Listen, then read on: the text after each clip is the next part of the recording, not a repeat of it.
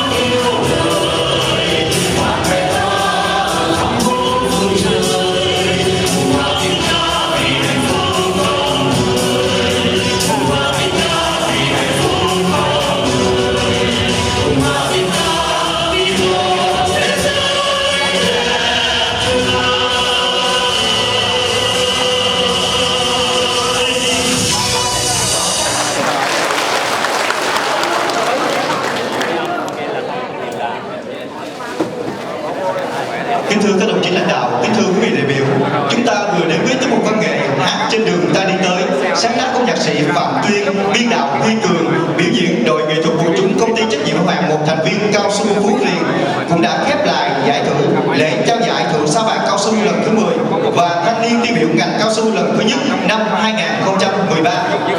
Thay mặt cho